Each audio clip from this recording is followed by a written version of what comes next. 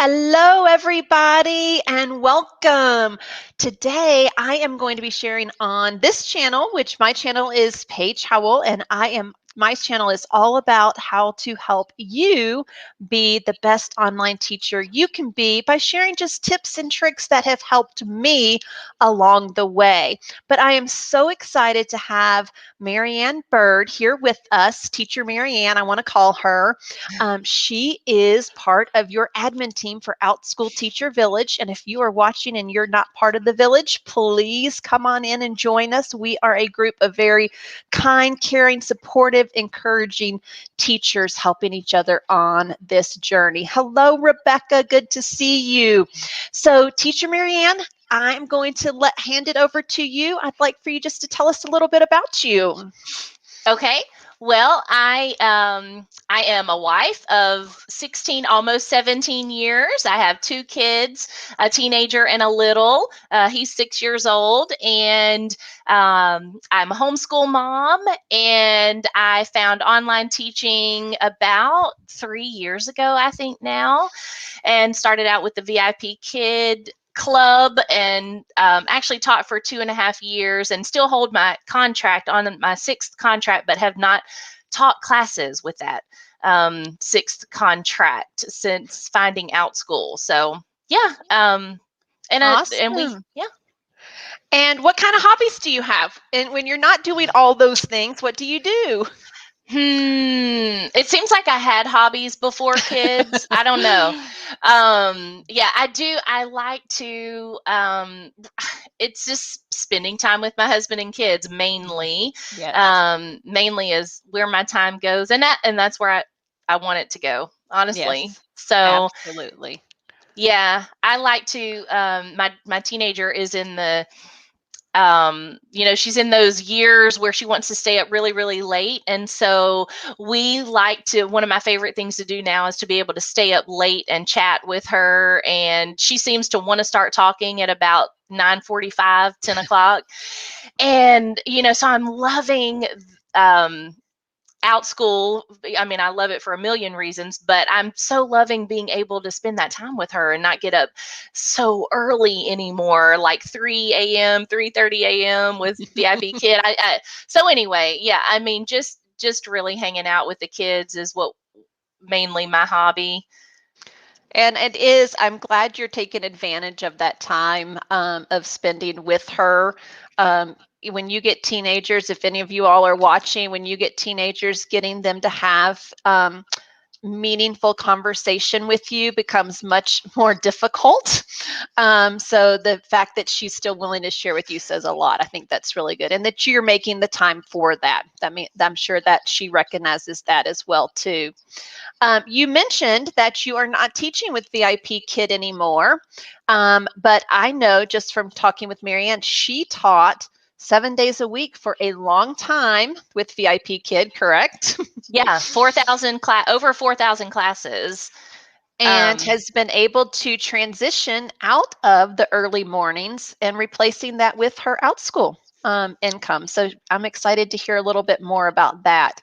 Marianne, so tell us too, before we go into a little bit more about actually Outschool, what is your career background? What have you done besides the online teaching? Okay. Well, I started out as a public school teacher, and then from the classroom, actually had the opportunity and was recruited by an educational consulting company. And so I really spent the next decade um, traveling around the United States, and I got to work in all different kinds of school districts, training teachers and offering staff development opportunities, doing classroom side-by-side coaching and mentoring and setting goals for students and teachers and that sort of thing. So I feel like that was a huge growth period where I got to see a lot of different types of classrooms, a lot of different students and backgrounds and needs, and just kind of really stretch. And then When my first one was a little, I kind of was under the impression, well, I only had my first child at that time, and I had the impression that the older she got, the easier it would be to be away from home. And I kind of found that it was the opposite. And so I think when she was about 4, maybe 3 or 4, I came home. I left that after about 10 years and came home. And I homeschooled. I've homeschooled mainly other kids. Even before I started homeschooling my kids, I was homeschooling other kids, and but have been in and out of private school and public school and homeschooling, and then just like I said, about 3 years ago, found online teaching. Mhm. Perfect. And you're so good at it too. Well, It's a thank you. good, it's good. And I think, like myself, I'm just so thankful for the online learning opportunities that are out there now for us. And one thing Marianne won't tell you, she's a great coach. She has coached many teachers through getting hired with Outschool as well, and is very active on the Outschool Teacher Village Facebook group, sharing lots of things. She's very helpful. Like I said, very kind and very caring too. So hopping on to Outschool, tell us about your Outschool story. When did you start? When did you first hear about it, and how has it gone? Sure. So I did, of course, again, started out with VIP Kid for online teaching, but then, and like I said, I do still hold that contract, Yes. and I can still help anybody that wants help with VIP Kid. But I just kind of came across Outschool through some posts on Facebook, and I checked it out. I clicked on Outschool once, and I kind of looked around and thought, kind of sounds too good to be true. I just don't know. I can teach whatever I want, whenever I want, charge whatever I want. I mean, I don't understand that. How does that work? Because as a teacher, you just aren't used to those kinds of liberties. And No. so I just left it. I think I left it for probably 6 months, never visited the site again, kept doing my VIP Kid thing, and then just somehow got back into it through another Facebook post. I said, well, let me check this out again, because I knew of teachers who were posting, and I trusted what they were saying. So I thought, well, if they're doing it and it's working out for them, let me give this a second look. And so, so I did. And so anyway, long story short, I started teaching in June of last year. And yeah, it's just been phenomenal. It's just, well, I actually started teaching in May. I had one class in May, and then in June, it exploded, and it just kind of has been. I was sharing with you before we started. I just had to let almost 30 students a week go, because I had to stop a few sections, because it was interfering with my homeschool time, and that was heartbreaking to me. But it's just there's just there's a lot of kids out there. There's a lot of learners out there, and it can, like, for me, it's just been amazing, phenomenal. So I'm down to like 200 students a week teaching with Outschool, and it is, like I said, it's just amazing. I feel like I could do about 250. I feel like I would have the mark there. There's the opportunity there if I did nothing, if I didn't have other responsibilities at home during the day, and if I just did this full time. And I think that's great, Marianne. I think that's something that all of us need to know is Marianne did choose her family. She chose some responsibility, knowing when to say when. And she was able to do that because she did work really hard to grow where she is, and be able to say, you know what, in order to be good at what I do, I'm going to have to step back a little bit in some of the other things.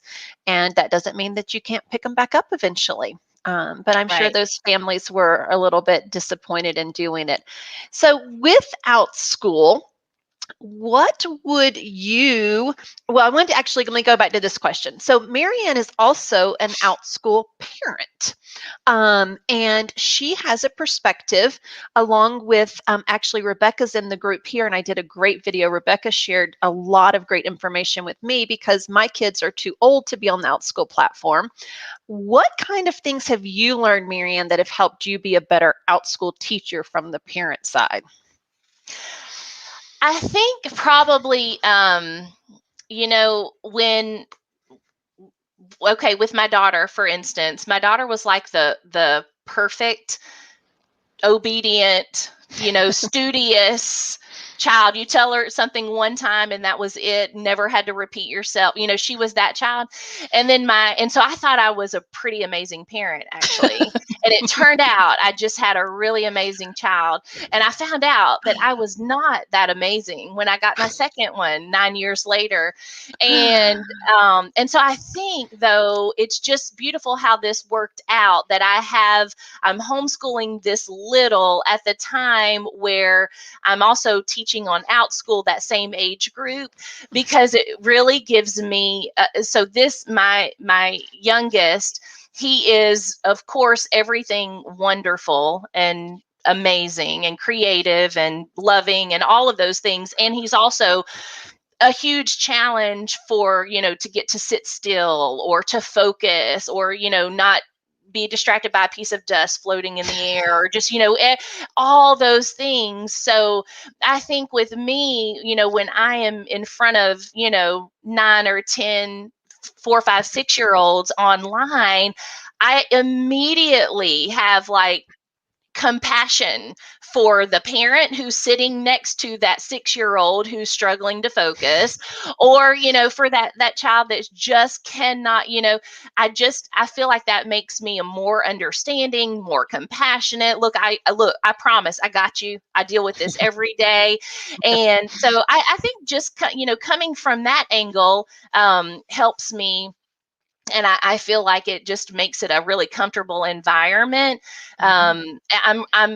We're very, very structured, and I do set it up so that we get a lot done in a short amount of time. But at the same time, I hope that I'm just always making them feel, like they're okay. It's very comfortable. You can make a mistake. It's a safe kind of learning environment as well. Mhm. I don't know. I think having my little one just be so easily distracted helps me understand teaching online, because and I've watched him as an online student. It was a huge, and it still is a huge learning curve for him, because he's used to that one-on-one constantly. So when I started putting him in online empathy, yes, yes, Yes. for sure. That sums it up. I Mhm. just feel like you can just be better when you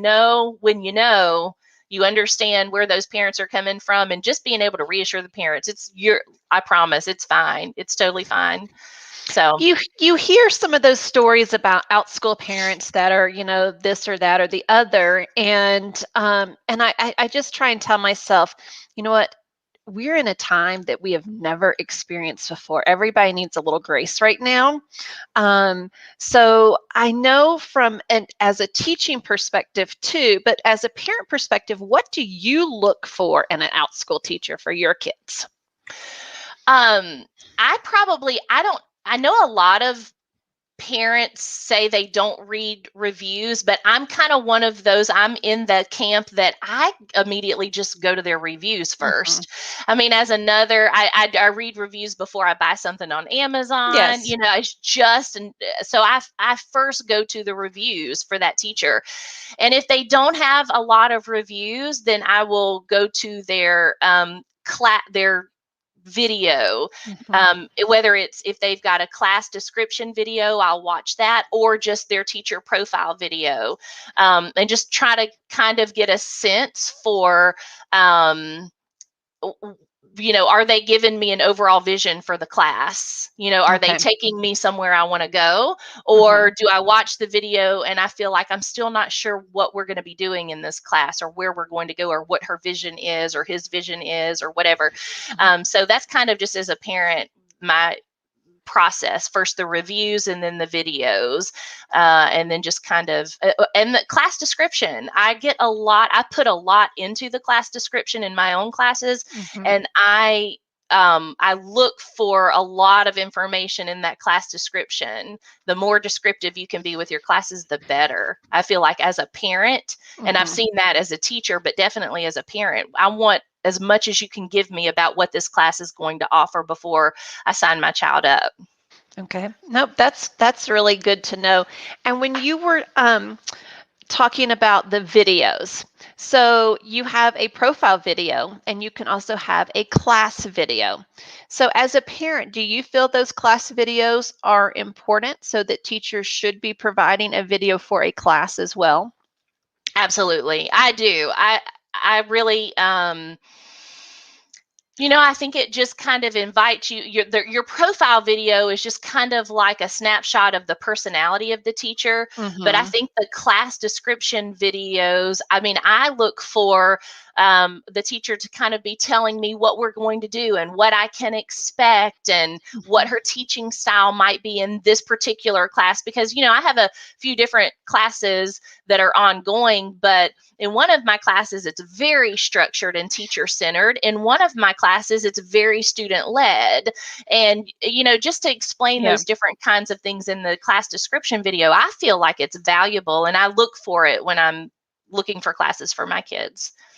Well, I'm glad to know you do read the descriptions, because I can tell you I have a lot of parents that have never read my description, I think, I think it because comes too with being a teacher, yes, because, so yeah, being the Outschool teacher, we're going to naturally look at the descriptions too, I think.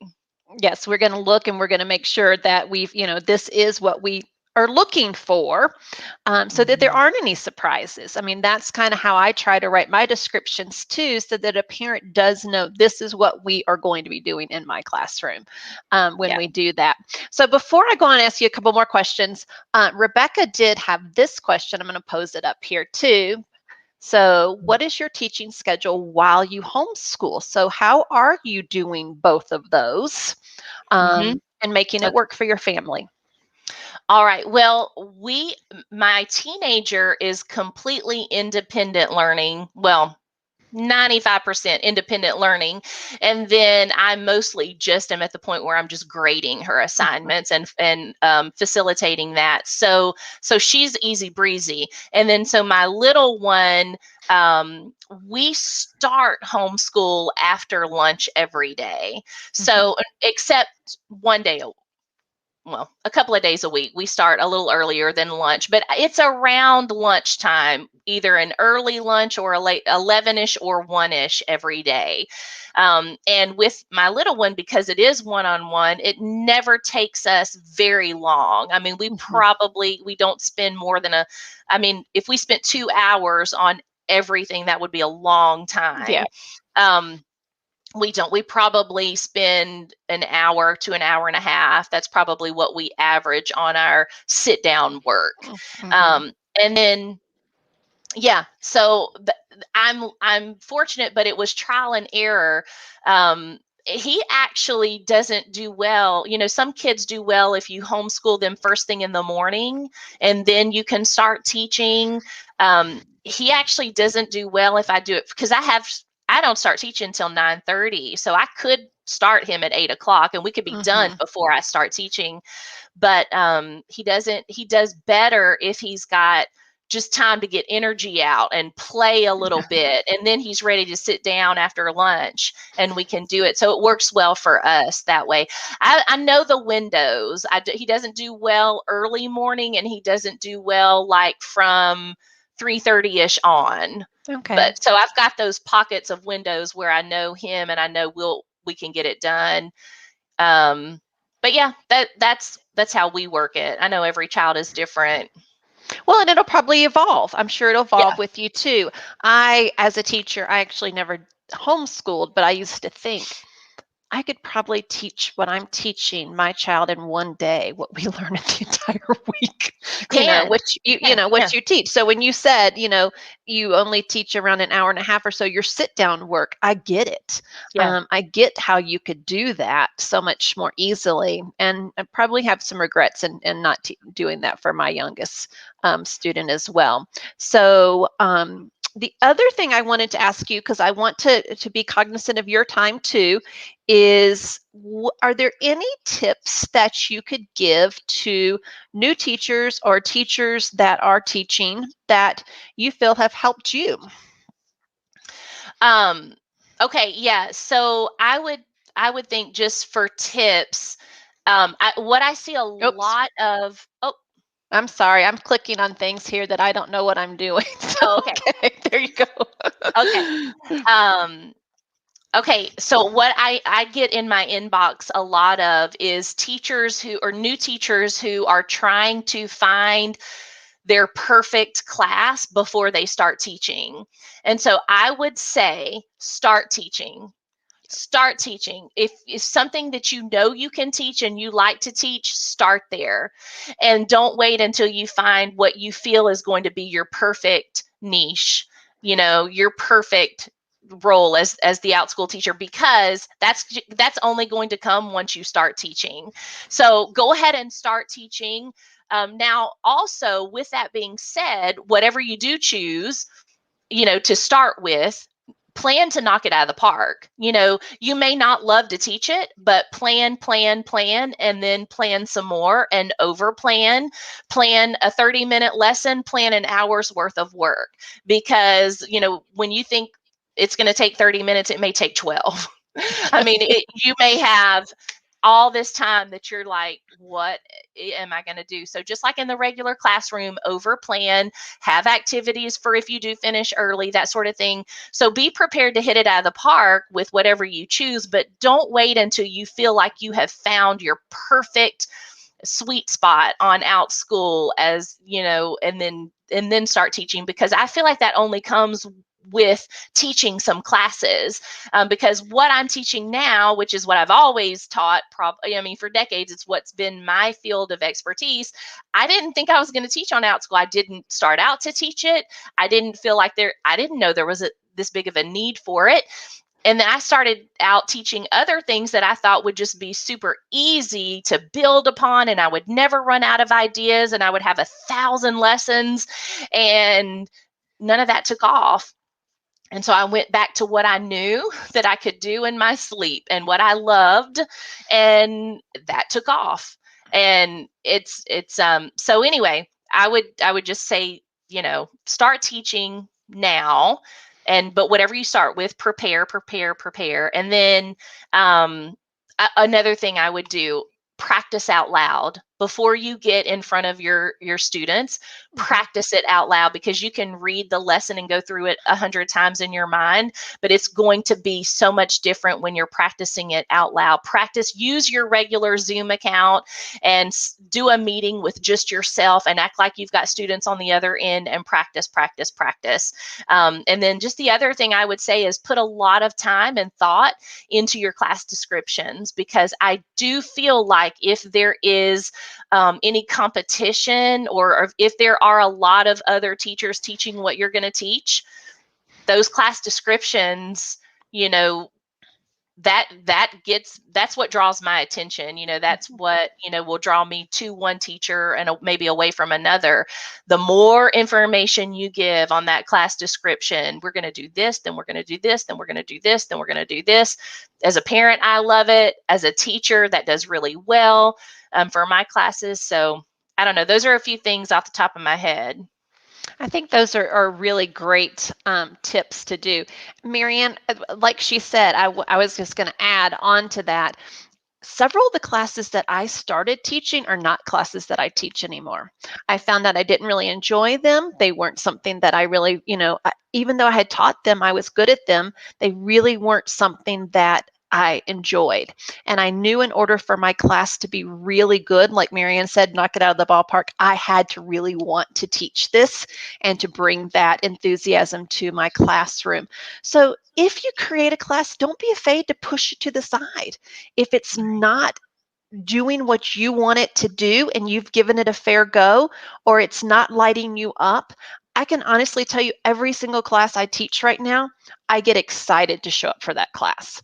I get excited to show up for it. So I love that you shared that too. You know, you may have to change some trajectory in what you're Yes. teaching at Outschool. So I'm not going to pop this one up here. I don't know. Can you read the comments, Marianne? Do you see them? Okay. Okay, let me see. I maybe can go to. Oh, yeah. Okay, there we Okay, go. so can you go down to, so while you're reading, there's one from Angela. I was going to let you kind of touch on a little bit. But Karen, you do not have to have a mentor with Outschool. Mentors can help you get through the process. I am so excited that some of our videos have helped you. That is awesome. And I'm so glad you were approved. So I hope that you are in the Outschool Teacher Village. I don't pay attention as much to names as I do to what people are writing. So do you want to try that one for Angela?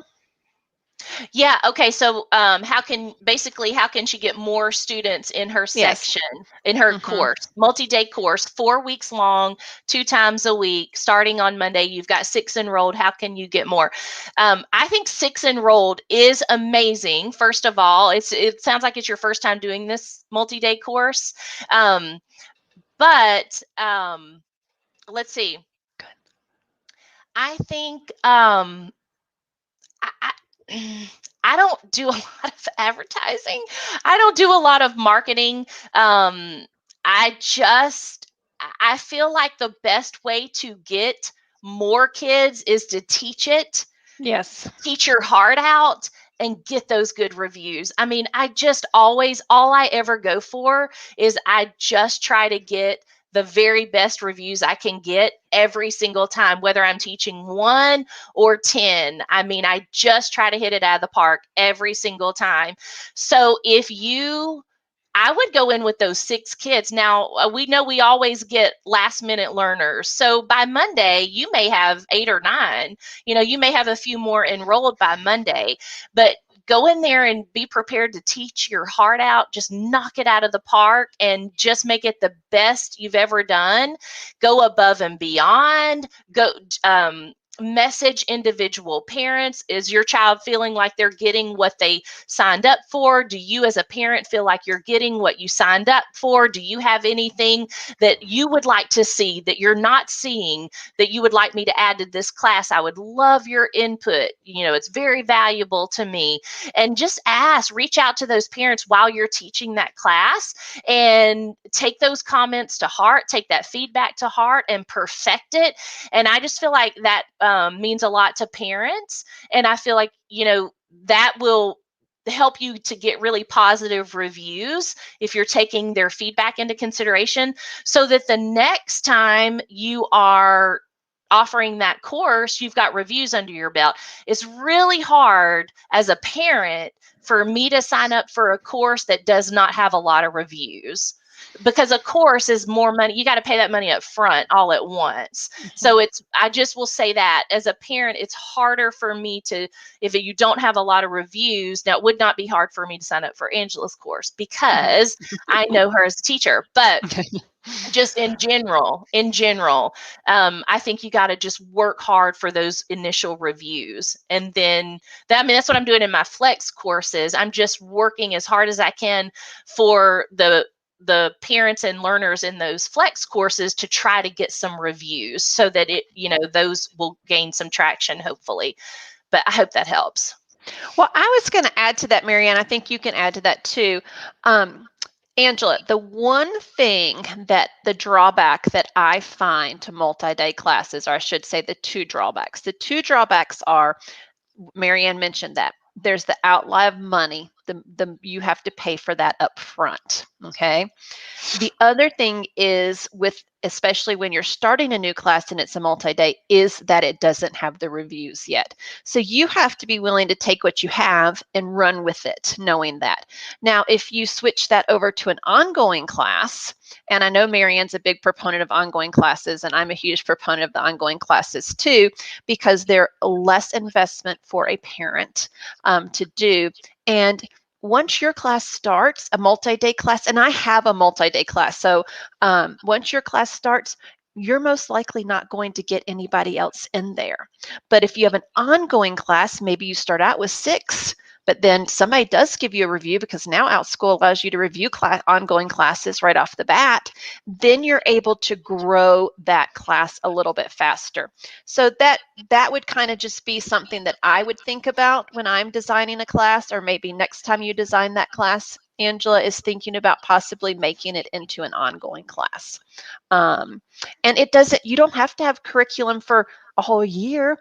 You're going to get some that come in and some that drop off, and some that come in and some that drop off. And your ongoing class, Marianne, I just know that you do a lot of them. Do you have a certain amount of time you recycle your material?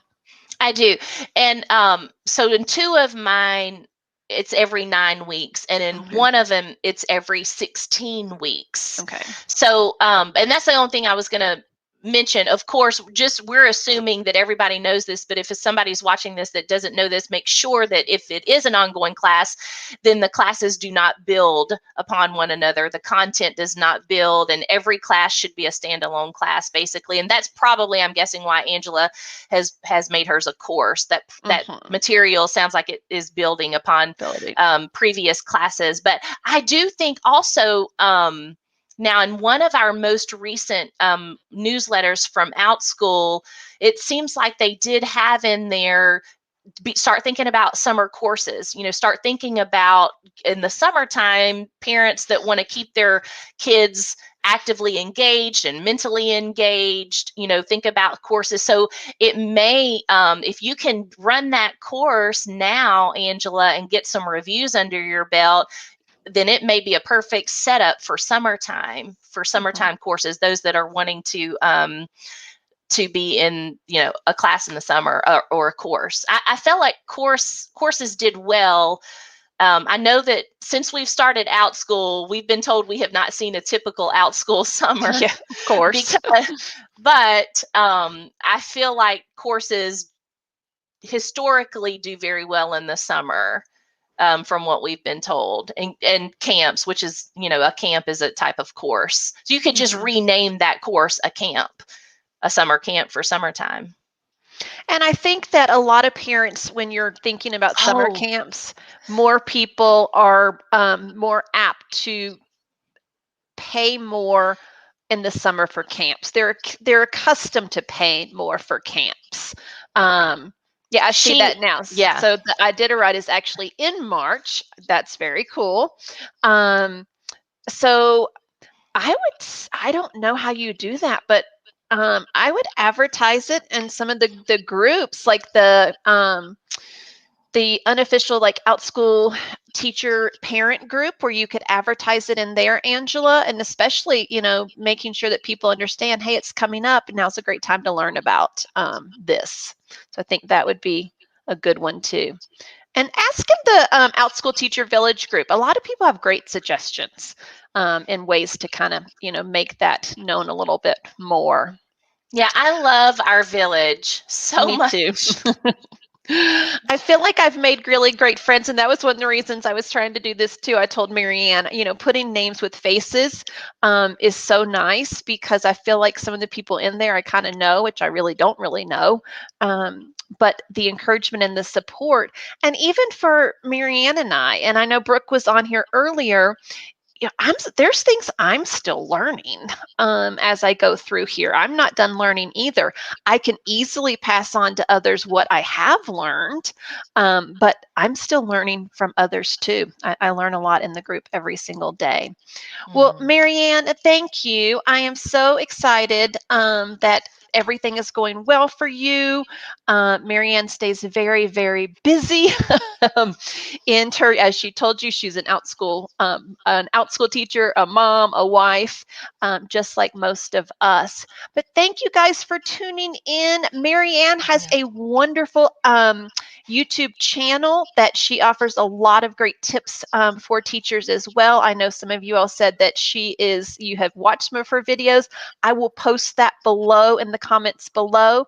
But come check us out in Outschool Teacher Village and share your questions there as well. And I hope you all have a happy day. Happy teaching. Thank you, Marianne. Thank you. Thank you, everybody. Yes, thank you. Bye.